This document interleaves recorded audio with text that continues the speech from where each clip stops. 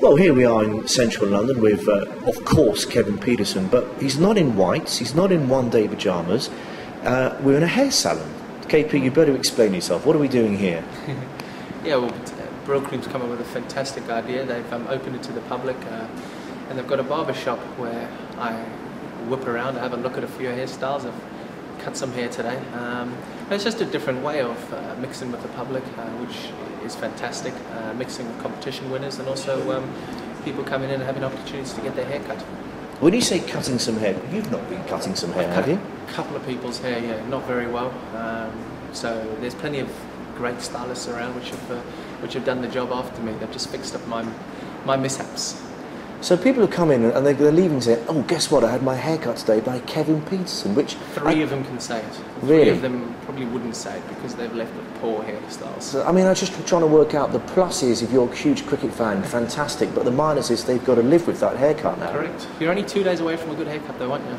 That's what they say. Well, listen, talking about good haircuts, the Kevin Pietersen who first came onto the public eye in this country and obviously played his big part in the 2005 Ashes win. We all remember the look, and to be fair, a lot of people sported it as well. When you look back and the skunk that was Kevin Pietersen, I hate it. You hate it? Hate it. Terrible style. Terrible hairstyle. You didn't think so at the time. No, I didn't think so. At the time I was only 25 then, now 30. Yeah, I'm not sure I'd get it again, put it that way. Not sure.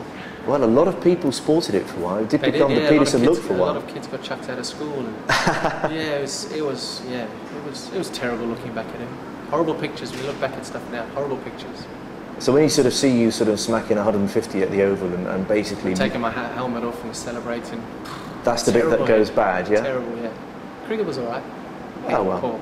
Oh well. It reminds me of what Francois Pienaar told Sportsvibe. Obviously, you'd be very familiar with Francois Pienaar. Yeah. That great moment when he's about to raise the World Cup in 1995, and all he remembers is the fact that his shorts are nearly up by his ears. Yep. And he says if he could live his life again, he'd pull his shorts down. Yeah. He dresses well, Francois. I was actually went for lunch with him the other day.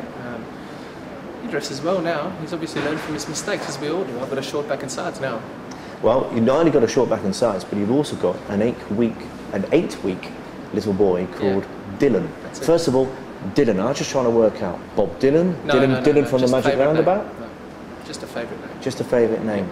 Okay. You're going to show him pictures of his dad winning the Ashes in 2005 with that particular. If he wants to see him, I'll probably show him. Yeah. But no, hopefully he'll be around in a good.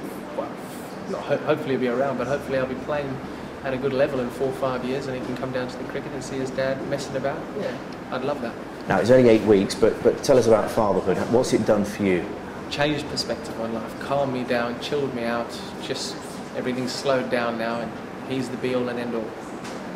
Yeah, and I guess if you get a duck or something, you don't bring that home with you, and if you do, he changes your mind very quickly. Of course, that's what they say. All the guys, all the fathers in the room say that whatever you've done during the day pales into insignificance as soon as you get home and your little man smiles at you because he doesn't care what you've done, he doesn't know what you've done. So yeah, it's happened. I got some really good starts against Australia in the one-day series and didn't capitalise on them, got 30 twice and a 20 odd, so I would like to have pushed on. It didn't happen, but such is life, and you get back after the game and the little man just started smiling during that series, so amazing. Well, I'll tell you what did happen.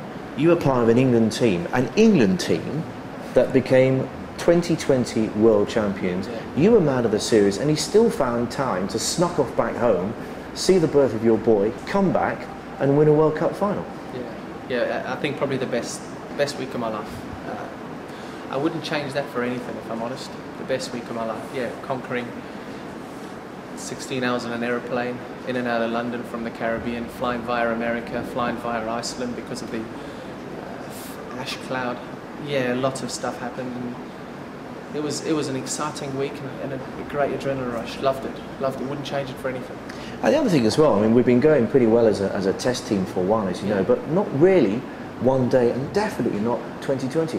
What's happened? It's just gone upside down. I just think a lot of players are now coming into form together, or a lot of the team are dovetailing and bouncing off each other, so when one does well, the other one does well, and if say I wasn't playing well against Australia, some of the other players turned up, and if somebody else falters against Pakistan, hopefully I'll be there to sort him out, and that's what you need in a team, so it's good.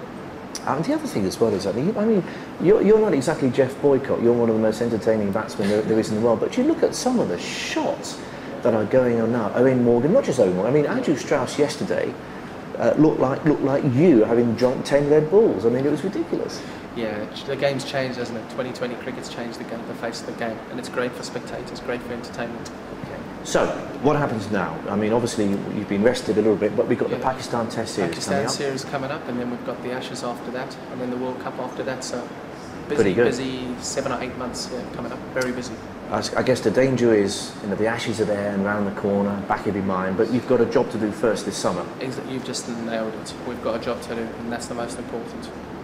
Now, what about the Ashes, though? Because obviously you've won it. To be honest, I don't really want to talk about the Ashes. I don't really want to get involved in Ashes chat. I mean, we're in July. The Ashes are in the end of November. It's far too far away for me to talk Ashes. So I guess you'll deal with that when it comes along. That's exactly it, Jim. Ashes are to be talked about by the Aussies. The Aussies like to talk a lot about the Ashes. I've never spoken about the Ashes before. Not interested. Tell me about the dressing room, because there does seem to be an awful lot of camaraderie. Yeah. Seems to be, and a lot of characters involved in the England setup at the moment. A lot of characters, and you know what's great about it? Everybody wants each other to do well. Everybody wants it. They're all happy with each other's success, and it breeds winning. So we've got the Twitterers. Plenty cricketers are tweeting at the moment. Seem to be having their own competition. We've got the darts players. We do. We've got Graham Swan fainting when he sees Bresnan not eating a tea cake the other day, for example. You seem to be having fun. There is a lot of fun in our rooms, yeah. A lot of fun in our rooms. It's great. It's a great place to be, but we're winning. We're creating a winning environment, so it's brilliant here. Okay. Well, lovely to see you today, KP. Congratulations on fatherhood. Thank you very much. Looking forward to seeing you play against Pakistan. And there's some other tour, some other event going on in Christmas, but we'll worry about that near the time, shall we? Top man. Thank you very much. Pleasure.